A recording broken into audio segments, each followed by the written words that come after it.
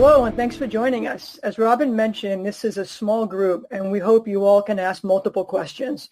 Tomorrow night is the highly anticipated Winter is Coming episode of Dynamite on TNT. And with us now to discuss the show and other items is CEO and GM Tony Khan. At this time, the floor is open for questions. Okay, our first question comes from Chris Mueller. Chris, fire away. All right, thank you. How you doing, Tony? Great, Chris. How are you? I'm doing good, thank you. So we've seen a couple of special episodes of Dynamite this year, Fight for the Fallen and Fyter Fest. Is this sort of the alternative to doing monthly pay-per-views, and how often can we expect to see these special episodes going forward?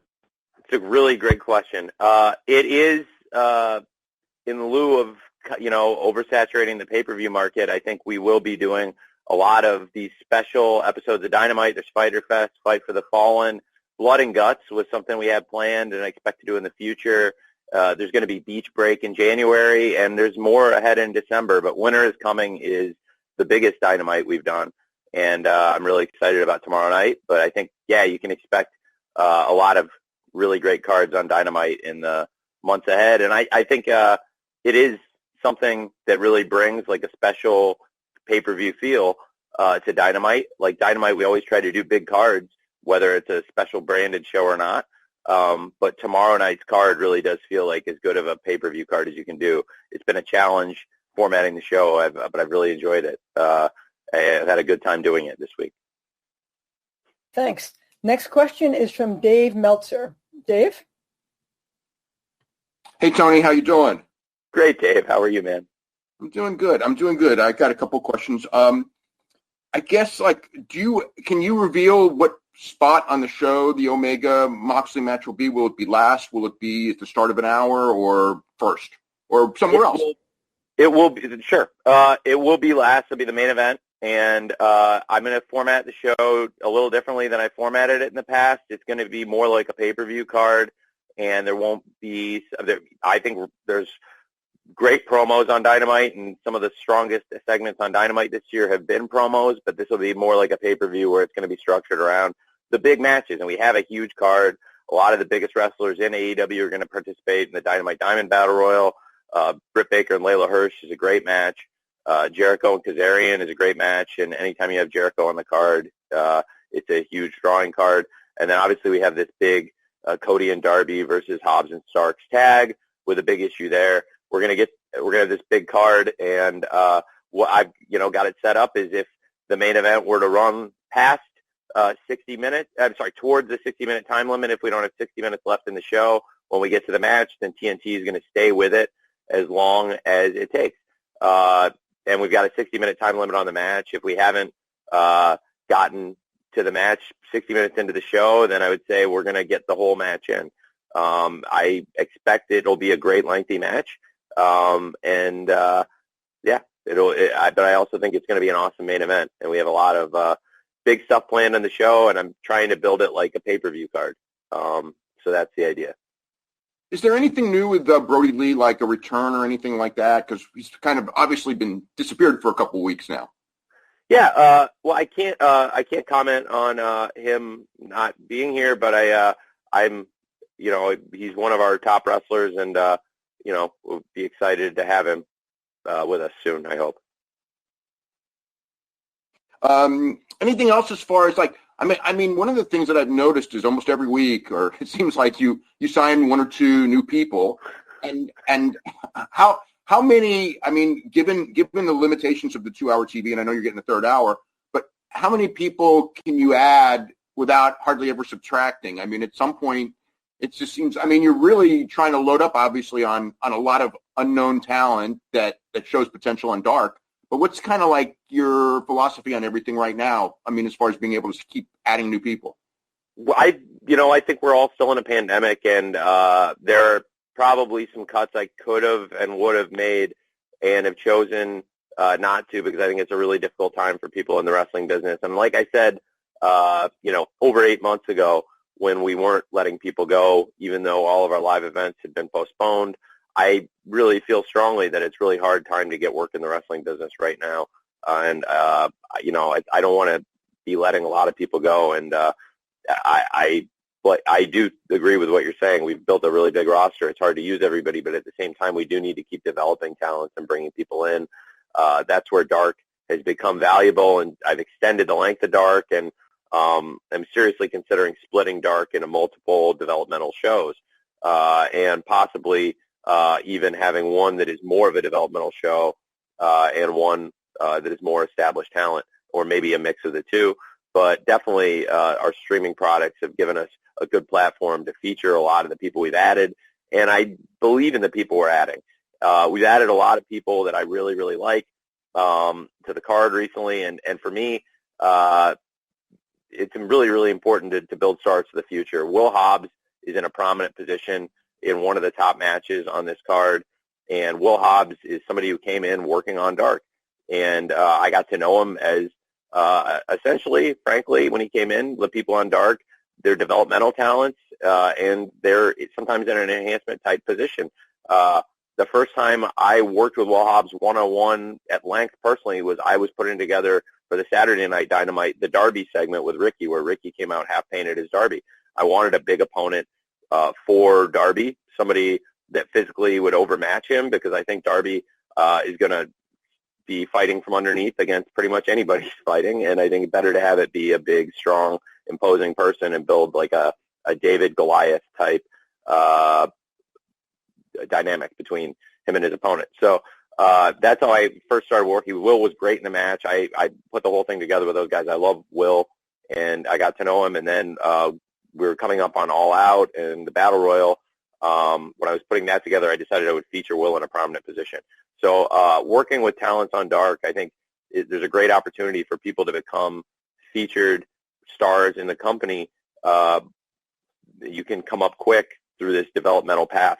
And so we're trying to add a lot of people, trying to fish for stars. And if we find, a few stars, I think it's worth it to sign a good amount of people. There's a lot of acts I'm really excited about on Dark right now that I think have a potential to break out. Some of the tag teams we signed, Top Flight, have done really well on Dynamite now. And they had started out, with a couple of really good matches on Dark that impressed everybody. The Acclaimed is an act I put together with two guys that were featured on Dark separately. They had never been a tag team, and the Acclaimed is a gimmick, is a name I had kicked around for a long time. I thought it was a cool name, and honestly, when I saw these guys, I was like, they're the Acclaimed. They're exactly what I was looking for, the two of them, and I don't think either of them had ever thought about teaming. I think they told a funny story on the radio that that they both were coming for a meeting with me, and they were like, oh, that's cool, but they didn't know it was like the same meeting. And I think they have a ton of potential as a team. We're seeing a lot of other great talents coming up through Dark. And I think for us right now, it's more important to add and develop people than for me to worry about cutting the budget during the pandemic, even though you're right, it's not sustainable to add people, and not let people go. But, 2020 has been a different year, so I think I'm taking a different approach to it. Thanks so much, Tony. Thanks, Dave. Next question is from Steve Argentaru, TSN. Steve? Hey, Steve. Hey, Tony. How you doing? Really well, thanks. Can you expand a little more on why you made the decision to have Moxley versus Omega this week as opposed to waiting for a pay-per-view? Just taking into account the quality of the match, is it just as simple as there were 3 months until the next pay-per-view, or was it something else that went into that decision? There's more that went into it. I mean, the timing of the pay-per-views is by design. Like, I think it's really a great duration to have a few months between the big pay-per-view shows to reinforce that Dynamite is our core product. And the reason I want to put big matches on Dynamite is because Dynamite is the flagship product, the flagship revenue stream of AEW. It's the lifeblood of AEW. And there wouldn't be an AEW without Dynamite. And I want people to feel like Wednesday nights they're going to get huge matches, and that really when the revenue model in wrestling changed, what made me get into the wrestling business, the reason I started AEW was when the revenue model of wrestling changed. I've always loved wrestling. My dream was to start a wrestling company, but I'm also not a sucker, and I'm not going to put a ton of money into a bottomless pit. But when the revenue stream for television weekly wrestling became so large potentially, when I saw the TV contracts that were going to be coming out, it was 2018, and I saw what was ahead for TV contracts, and it was hundreds of millions of dollars potentially. And now we've signed a $175 million 4-year contract, and that was the business plan of this company, was to get that contract, build the relationship we have with TNT, and put on huge main events and huge shows. So we've done a lot of huge matches on Dynamite. We've done a lot of big things on Dynamite. This is the biggest match we've ever done on Dynamite, to have our champion and our number one contender. And Mox has made other defenses on Dynamite against great wrestlers and great stars, but Kenny's the biggest star that Mox has defended against. And we've seen John, between TV and pay-per-view, take on Hager, Brody Lee, Darby Allin, MJF, and many other top stars here in AEW, and Eddie Kingston on this past pay-per-view, and Eddie Kingston on Dynamite too, and Lance Archer. And through all these great matches, whether on pay-per-view or Dynamite, John has continued to be a flagship great champion for our company. Kenny, since we started, has been established as one of our top stars. We did the Eliminator tournament to build to a huge main event match that I wanted to put out on Dynamite and build this show. Winter is Coming tomorrow night as kind of a flagship episode of Dynamite. We're building special events. I mean, Fyter Fest, there was a lot of anticipation for Fyter Fest this year, and then when we did Fight for the Fallen, people are excited. And then these are new traditions. This is year 2, but we're already establishing new traditions in wrestling. And I think, putting huge main events on Dynamite, I want people to believe that's the norm of what you're going to see on the show.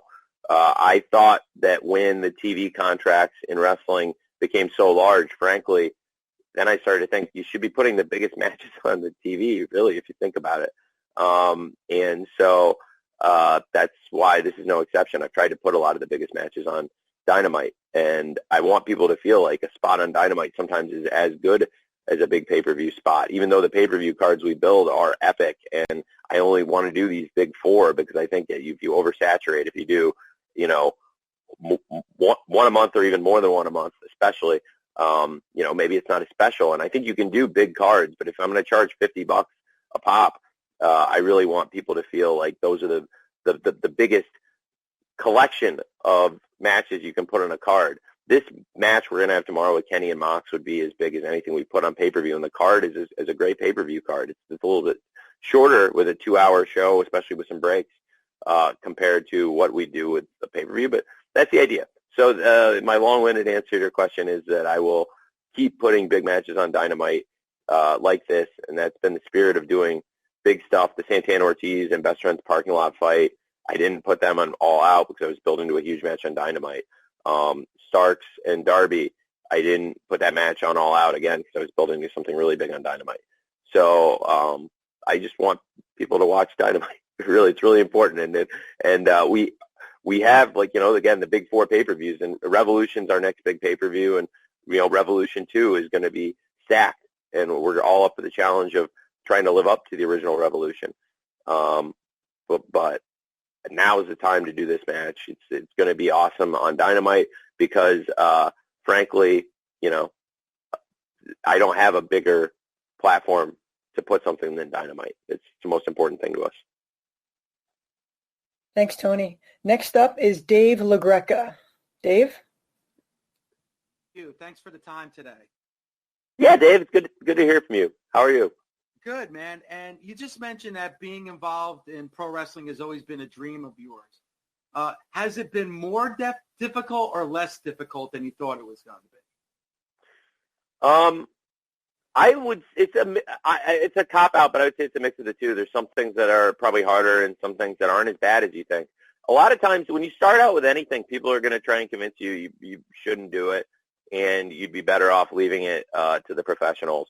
But now I've been doing it for a while, and people can criticize as much as they want, but frankly, there probably aren't a lot of people who have more experience writing a wrestling show or dealing with a network on behalf of a wrestling show or managing a wrestling company. So I've definitely learned a lot on the job. There were things I was nervous about coming in that are probably easier than I thought, and there's parts that are harder too. And on the human side, it is hard. And some of the stuff the other Dave brought up earlier, Like, I haven't had to let a ton of people go yet. At least I shouldn't say I haven't let a lot of people go yet, because again, I think there probably would have been made sense to contract the roster a little bit while we were adding a lot of people. You know, you probably have some spots opening up where you don't necessarily need everybody, but, you know, it just wasn't the right time to do that. So for me, that part of it I haven't had to face as much yet, but that's always hard in any business. And being the GM of a Premier League team and managing that roster and working in the NFL for many years, I've, you know, had to deal with that too, but that's never fun. And in general, I'd probably say it's a mix of the two. And every day there's stuff I never even thought about that's a new challenge, but then there's other things I thought would be really awful that are pretty fun, actually. Thanks. Next up is Connor Casey. Connor? Hey, Tony. Appreciate you doing this today. Hey, Connor. First question. The Bucks have mentioned in previous interviews that they didn't necessarily want to win the tag titles quite yet, and that you pushed for it to happen at Full Gear. When you look back at AEW's first year, do you feel maybe there was an overcorrection in how the Elite was positioned on the card for the first full year of television?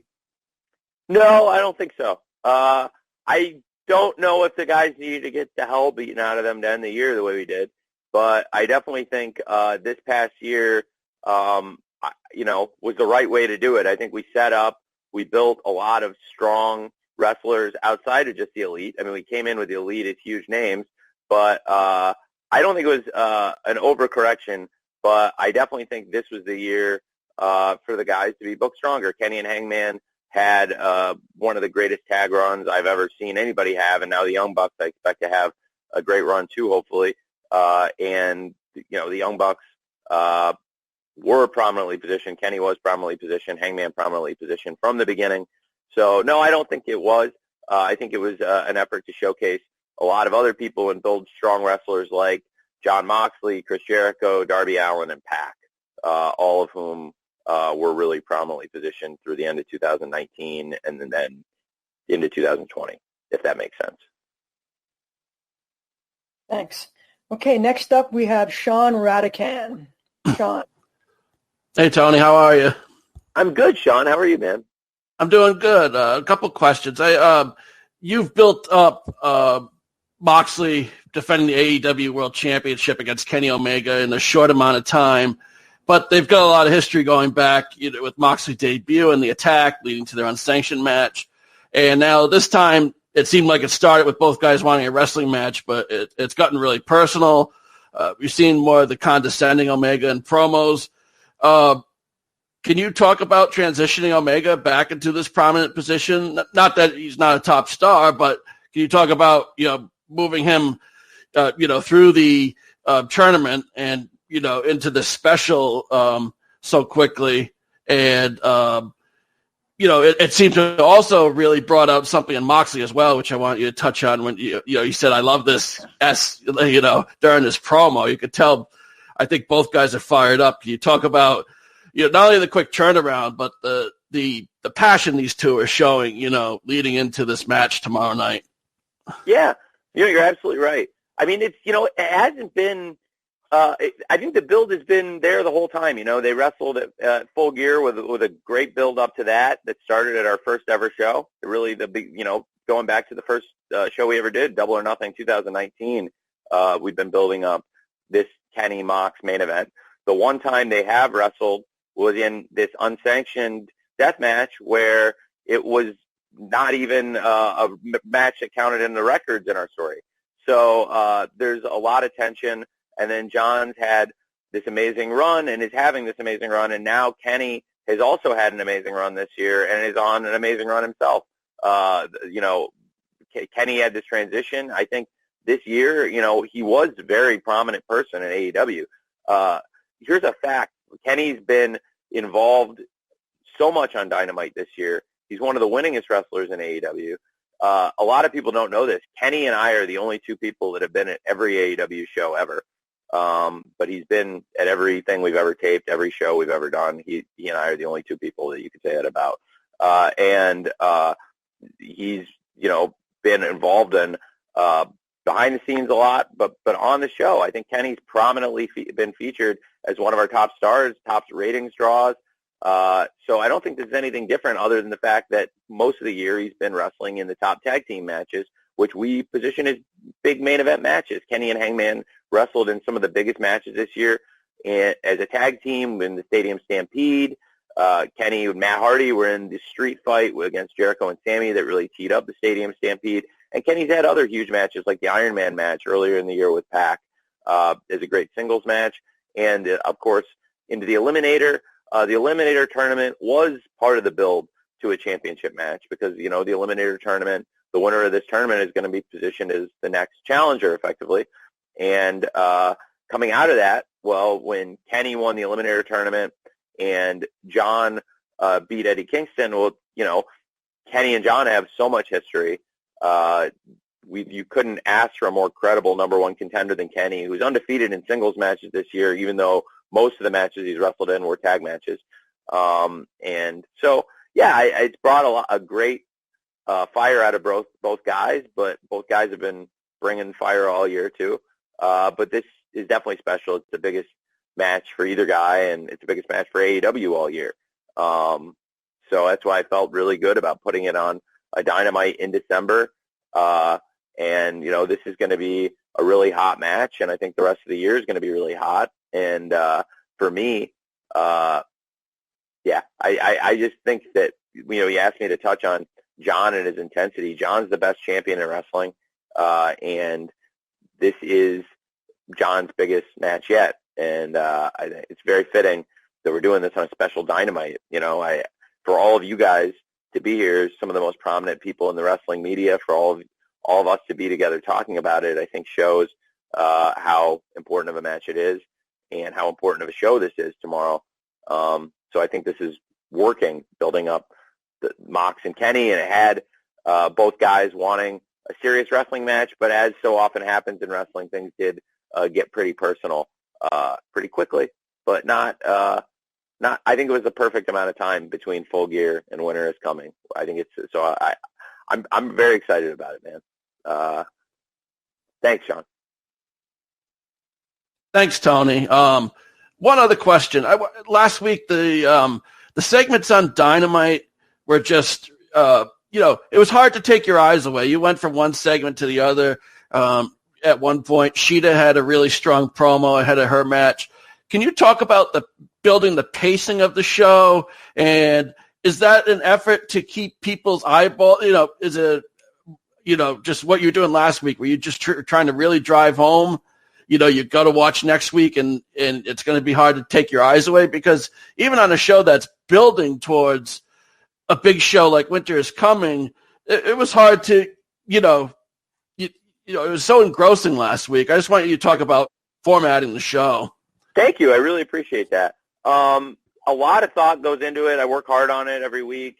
The weeks of tape shows, I have a little bit more flexibility because last week's show was taped.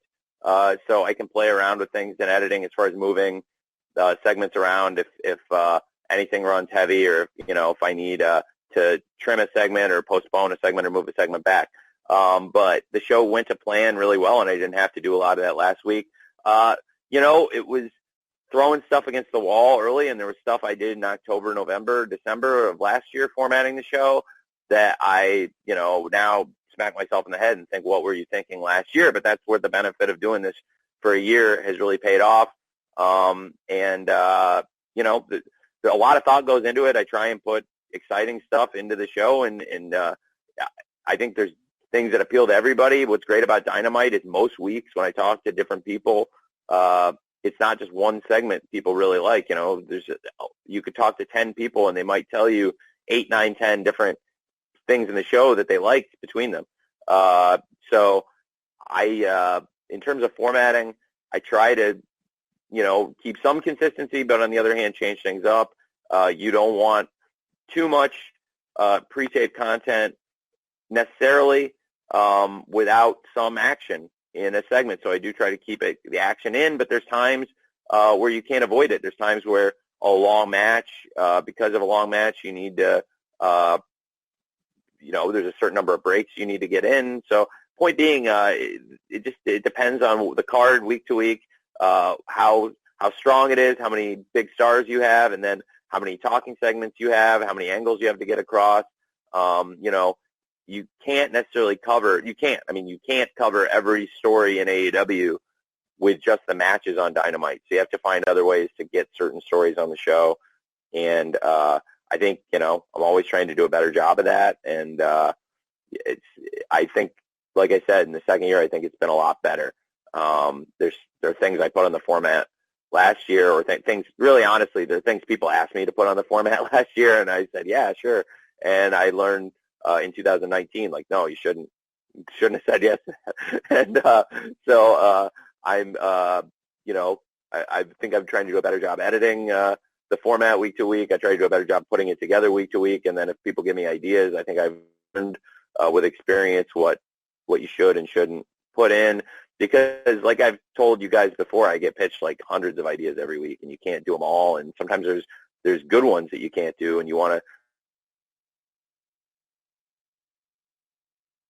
to months down the line. But just trying to manage, trying to fit as much good stuff as you can in one show is really challenging. I'm glad you asked about it, because tomorrow's show is one of the most challenging formats I've ever put together, but I think the show is going to be great. You might ask me questions about why it was paced the way it was asked after, and I can explain them. But I think it's going to be awesome, and you're not going to see more good wrestling in a 2-hour wrestling show than you will tomorrow, I expect. I mean, you never know on a live TV, but I think it's going to be a great show. Thanks, Tony. Next up is Stephanie Chase. Stephanie? Hi, Tony. How are you? I'm really well, Stephanie. How are you? I'm great. Thanks. It's great to speak to you again. So we've seen thanks, Tony. We've seen Mike Tyson in AEW. We've recently seen a tease of Shaq, and these are names that can really bring more eyes and mainstream attention onto AEW and see all the great work you're doing. But as someone who grew up as a wrestling fan and now has their own company, is it part of your mission to see wrestling get better mainstream respect and appreciation than it does? And also with the work you do with football and soccer, do you think that status you have makes it easier when you're advocating for wrestling to those in media who maybe wouldn't accept it as much? Yeah, that's definitely how there became an AEW. I think for years people wanted, to bring pro wrestling back to major cable television other than the one company that had shows on major cable television. And, we provided that alternative, and more so than an alternative, we provided mainstream wrestling solution for people, not just older people either. I mean, we have this really young audience that's the youngest big audience in wrestling, and week to week, there are all these viewing figures that have our network doing backflips.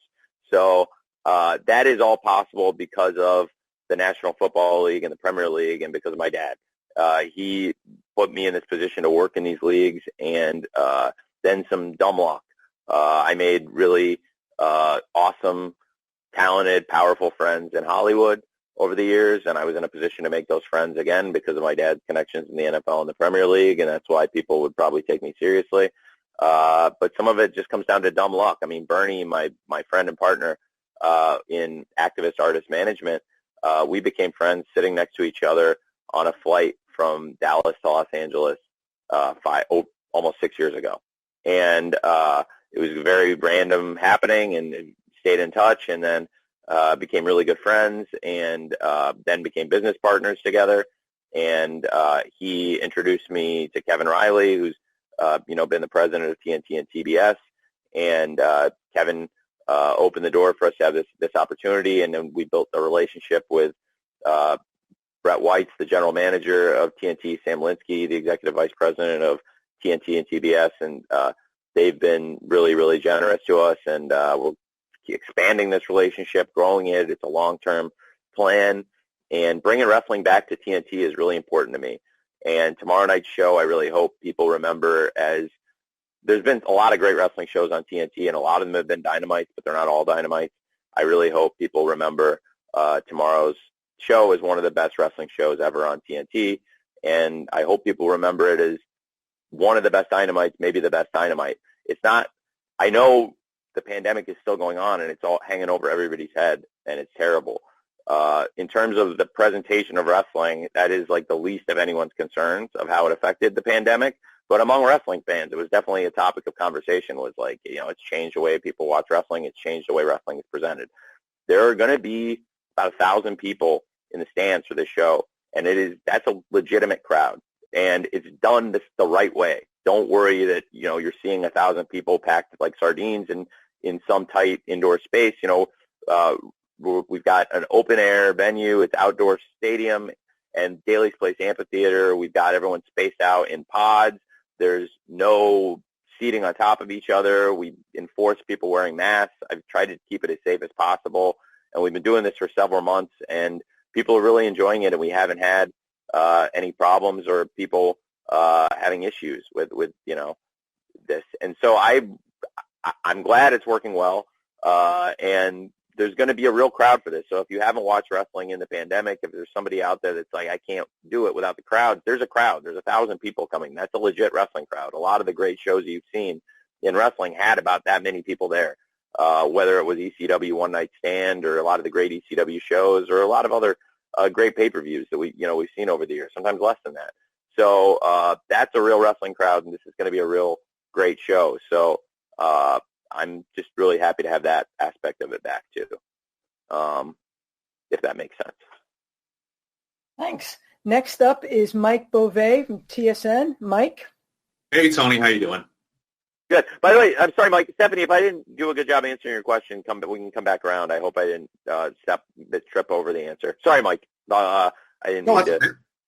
So, yeah, Mike, but anyway, so Stephanie, if you have a follow-up or if I missed something in that, please feel free. Sorry, Mike, go ahead.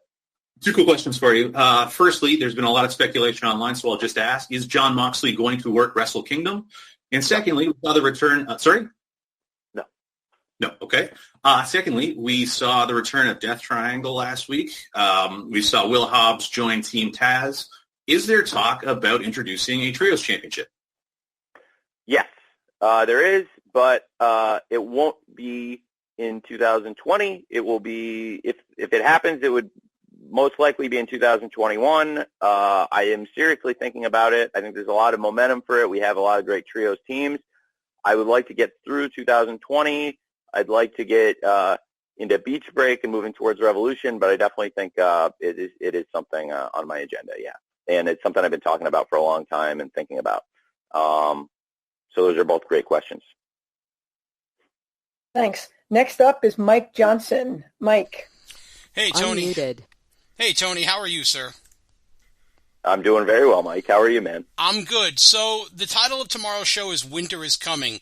Can you give us some background as to why this name was used for Dynamite? Like, are White Walkers showing up? Like, what's going on here? Like, there's always a reason for what you do. What's the reasoning here? I wanted to do a very special episode of Dynamite. I wanted to build a brand, Muted. special, like what we've done with Fyter Fest, Fight for the Fallen, our anniversary show, and have a big, monumental Dynamite event. And this was perfect to me. It would say that, it's got this big fight feel. It's an epic meaning. I'll be 100% honest with you guys, and I hope this doesn't hurt the performance of the show. I've never watched Game of Thrones. I don't know anything about it, but I know winter is coming. I know it's a huge expression. My mother is obsessed with Game of Thrones. My father, by osmosis from sitting in the room with my mom, he says it, and he doesn't even watch. He's not watching. He's working, but he knows what winter is coming is. Everyone knows it, and it sounds awesome, whether you're a huge fan of the show or not. I just don't have as much time between Fulham and AEW and the Jags to watch shows as I used to, so it's hard to get into new ones. I find myself watching the same shows when they're on as I have for 15, 20 years, South Park, Always Sunny, and Curb Your Enthusiasm. So for me, I thought it would be an awesome name, but also what it does, it's the beginning of winter. It's December. We're into December now. Tomorrow, it's true, winter is coming for all of us here, and it just feels big. It feels like an epic fight. And frankly, with my partnership with Warner Media, I've got this friendly partner, and it's their trademark, and they didn't have to let me use it, but they were awesome. I asked permission, and they gave me permission to use it. So you can't beat that. And that's why you want to be media partners with a giant company like Warner that has all these awesome trademarks and all this awesome IP that you can ask them to potentially utilize, and cross your fingers that they're going to let you do it. So there's that. And then there's more ahead in December. I mean, Winter is Coming is going to be huge, but I'm also planning a big Christmas event and a big New Year's event. And then, beach breaks ahead. So winter is coming, but there's a lot ahead in the winter as we are on the road to Revolution. And so that is why. Got it. Stephanie Chase, did you have a follow-up question? Well, thank you for answering my first question, Tony. It was a great answer. And I just had a follow-up one that's more of a bit of a selfish one because I'm from the UK. But given the stats we saw recently about the UK viewership of Dynamite and how well it's doing over here, have you had any talks with ITV about airing Dynamite live or any strategies to increase AEW in the UK next year alongside doing shows whenever that's possible? It's a great partnership with ITV. I have had talks about them. I mean, we're going to continue with that partnership. I would like to increase our viewership. At this point, for live viewing, AEW Plus has done very well for us. We built a great international revenue stream with AEW Plus. I think it's very affordable. It also eliminates the commercials. And the AEW Plus version of Dynamite is the completest version of the show. I think for me, look, I'm not condoning tape trading of AEW, but I was a tape trader, and I know that I would have wanted to get the international version of Dynamite to have the uninterrupted version of some of the big matches that have had breaks in them that I can't help because that's how we, function here, and that's the revenue that pays all of us, the wrestlers and everybody. So for me, AEW Plus, I think is a great product. It's very affordable, and it's a couple bucks a week and then $5 a month. It's hard to beat. So I definitely think, AEW Plus, so I'll look to continue that service, and AEW on ITV will continue. That's actually my first TV deal, and I hold it very near and dear to my heart.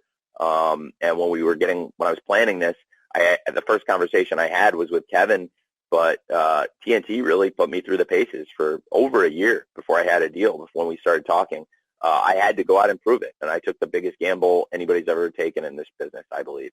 I went out and signed tens of millions of dollars of wrestlers at the beginning of 2019 in January, and not all at once, but over 3, 4, 5 years, committing millions of dollars across a huge roster that I built, and committed all this without having any American TV revenue under contract, but knowing I would get it. And knowing I had this great relationship with TNT, but they also wanted to see me do and prove what I said I could do, which is sign all these big stars and build a roster and build a brand. So we were deep in talks, but I still had to pony up the cash and take the gamble with no commitment.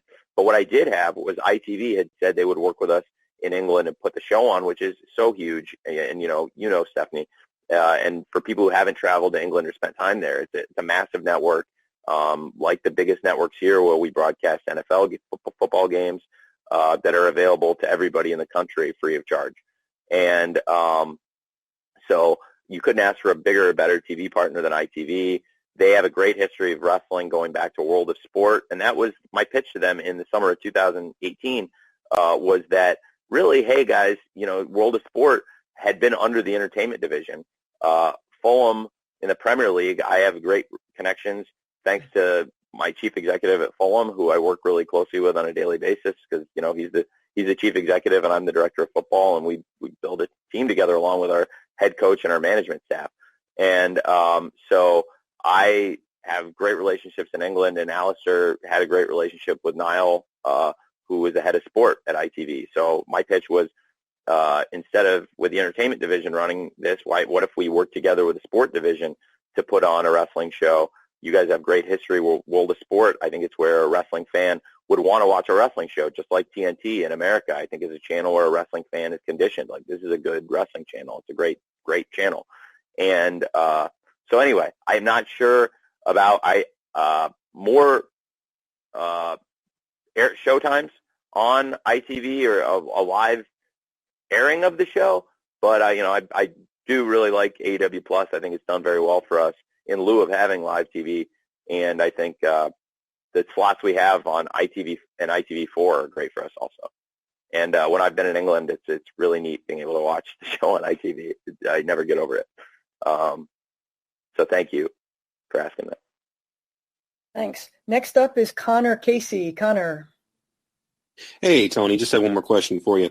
One of the big things people have been getting really excited about lately is seeing Kenny bring back shades of his cleaner persona from his New Japan days. Was that something you and him talked about slowly reintroducing, or was it something he really wanted to bring back into the equation? Something we talked about reintroducing, but it's something he definitely wanted to do. I love working with Kenny. This tournament, and we worked together on it, and a lot of the stuff was his ideas, and then a lot of it's stuff I put into place, and we worked on it together, and that's how a lot of stuff in AEW is I collaborate with people. A lot of people have talked about it in the past, but I work with a lot of different people on a lot of different ideas, and I'll even work with people pretty far down the card on ideas. I was drinking White Claws in the middle of the night with Ricky Starks, and he said something about what it would be cool if I came out painted as Darby once, and I was like, "Oh, we're going to do that. I have an idea for that. Well, I know when we can do it." And we did it. And it became a very memorable, great moment, and the way we did it was very cool too.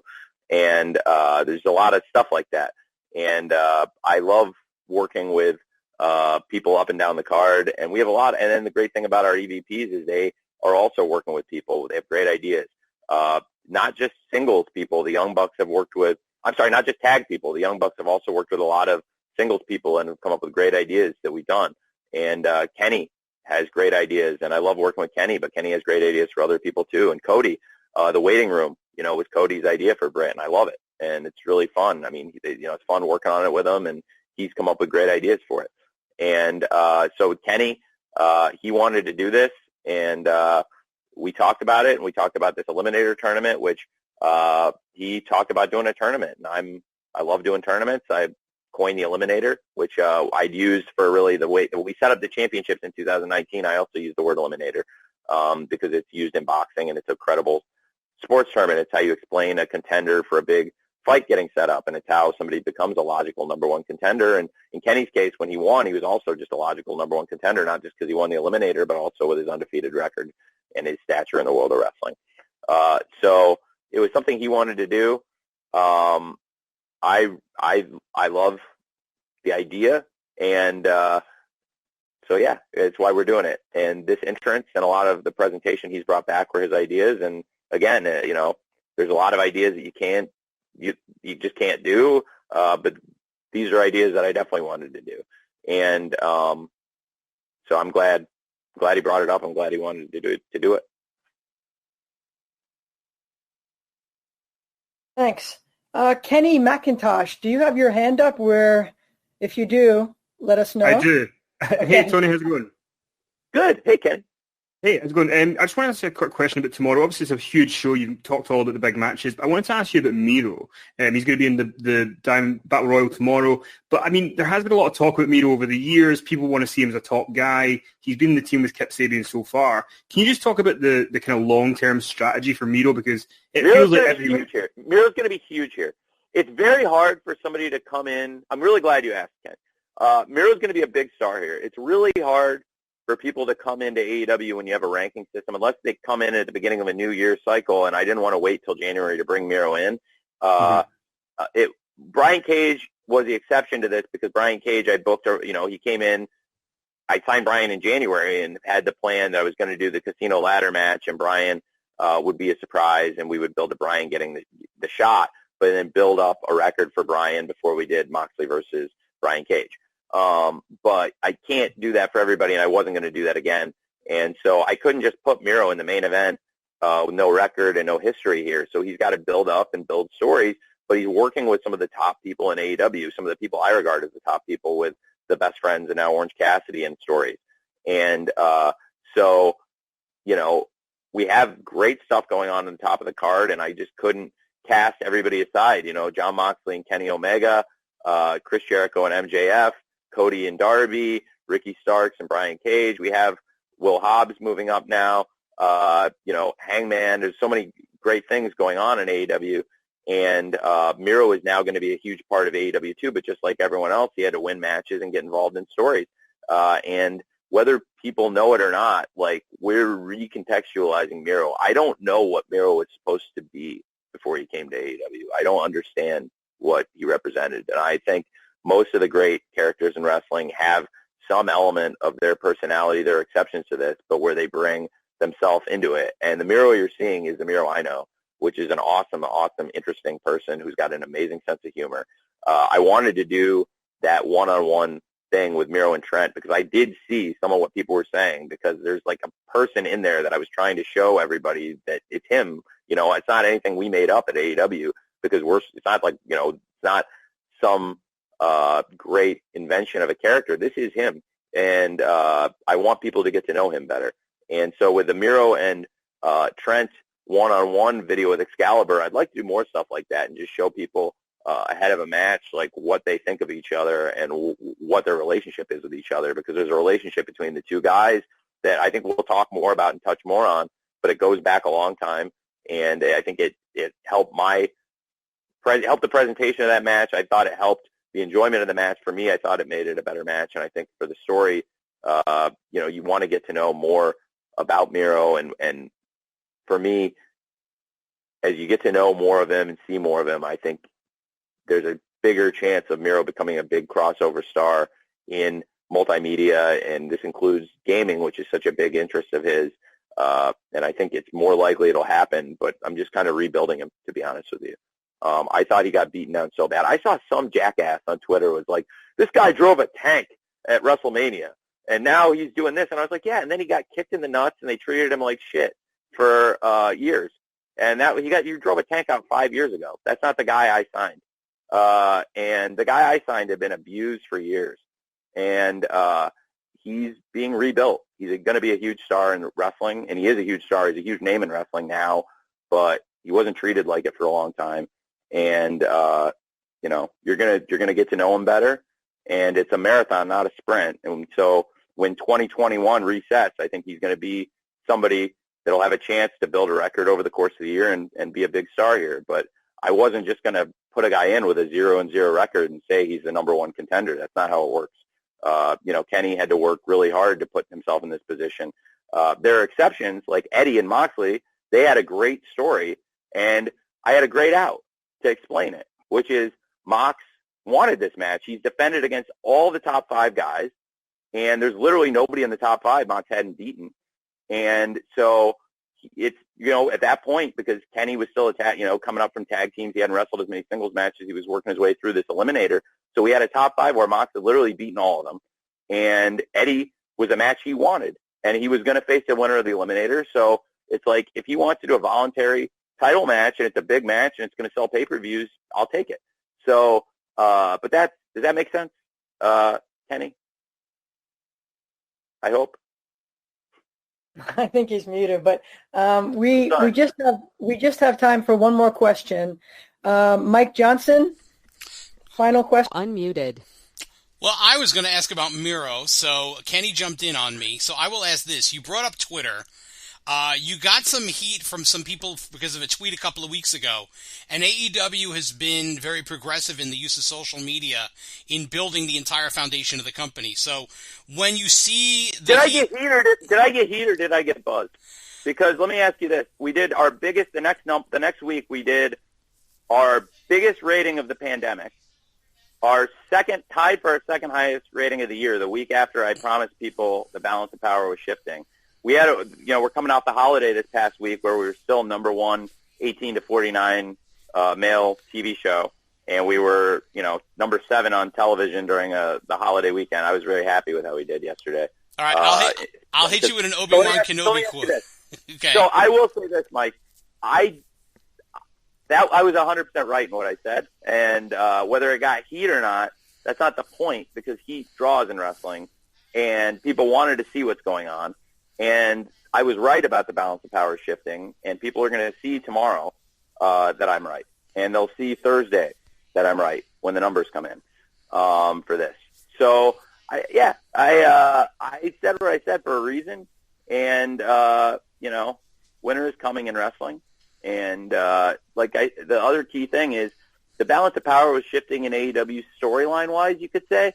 But frankly, the reason the balance of power in wrestling is shifting is it's shifting to you, and it's shifting to all of you people and all of the fans. Wrestling is becoming more about the fans than it's ever been before. The fans are getting to see more of what they wanted in wrestling than ever before. I'm willing to work with different people, different companies, and things are going to change. And there's going to be a big change. There's already been a lot of changes in wrestling in the past 18 months, in the past year, and there's going to be more. And that's why I said that. And I think if people want to see what's going to happen, and they should stay tuned. They should tune in tomorrow night. But I think there's a difference between heat and buzz. And if it was heat, then it was a good kind of heat because it definitely drew big the next week. Thanks, Tony. But anyway, Mike, I didn't mean to jump. But I'm sorry. Unmuted. Was there more to it than that, or were you just trying to ask me what I thought? No, I was asking you about your thoughts on the reaction to the tweet, and then, is it kind of a double-edged sword since so much of the company has been built on social media buzz from the day the Bucks revealed the revelation that there was going to be an AEW on Being the Elite. Do you take it more to heart when you do see a negative feedback versus, it's just some fan that's a yahoo running with the mouth? No, I don't see negative. I actually Muted. felt really good about that because then that was in one show. I think we show people PAC's back. And then, over the coming weeks, there's going to be a lot more great stuff I've established to people.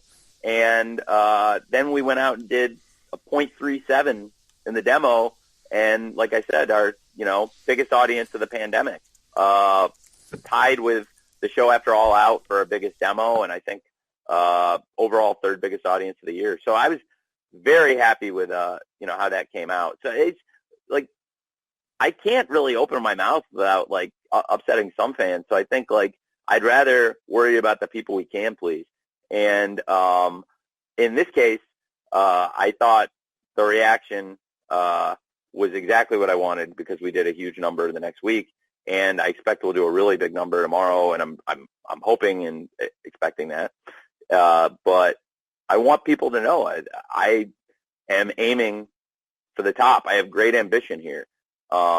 It's very, very difficult to come from where we came from to be a startup, a true startup company, and be competing at the level we're competing at in media, on television, and in wrestling.